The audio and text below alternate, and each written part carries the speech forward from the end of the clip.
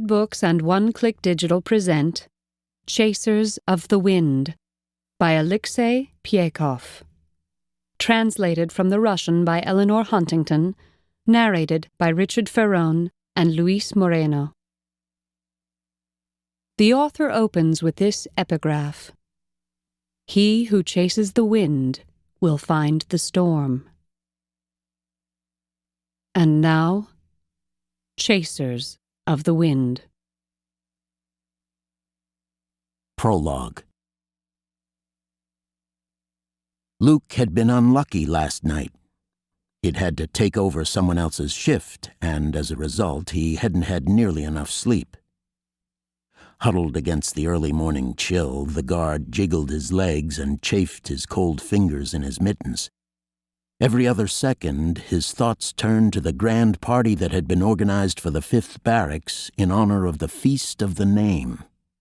Most of the garrison was planning to start celebrating early this morning, but here he was, occupied with this nonsense. "Screw the toad," muttered the soldier. If the commander was so afraid of absent enemies, then why didn't he order the gates to be closed? These past few years, the vast 40-yard-high wings had stood wide open even during the night, and not a single rat had dared to sneak through. What was the point of strengthening the watch if it would be far simpler to just lower the portcullis? Damn that stupid commander! Damn the sergeant! Muttering curses under his breath, Luke moved along the wall from the Tower of Ice to the Tower of Fire. Along the way, he gave a nod to his friends, who were drunk on hot chaff, a weak, spiced alcoholic beverage infused with hops, thyme, chamomile, goatweed, and linden. Giving half an ear to the usual little jokes and remarks addressed to him, lazily straggling and then moving on somewhat quicker when they reminded him of his debts. Luke had no love for returning money. The Gates of 6 Towers was the greatest fortress in the world, constructed by the sculptor himself, and it guarded the only passage through the western region of the Boxwood Mountains. The famed citadel had withstood many an onslaught over its 1,000-year history, but had never been taken. The army of Nabator had broken its teeth against the gray stones and lost many warriors in the process.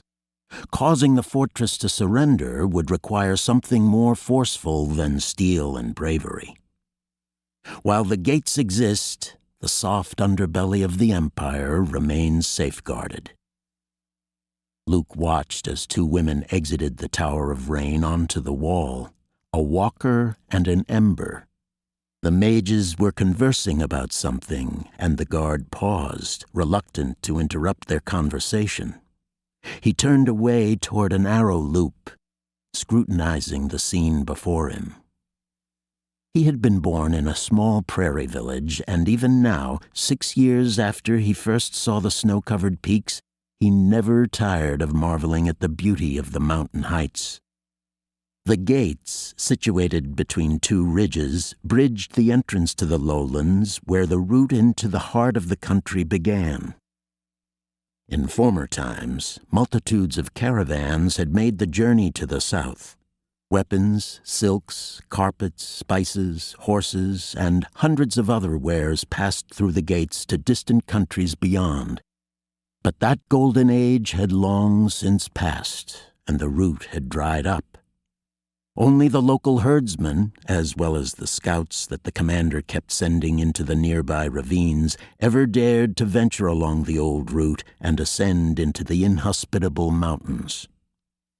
But something strange had been going on with the scouts recently. The 2nd squad of Northerners was already late, even though it was long past the deadline when they should have returned.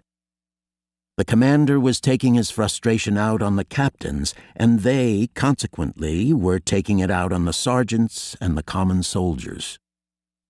The guard, unlike the officers, secretly rejoiced that the squad, in which the red-haired Ganor served, was still wandering around the neighboring environs.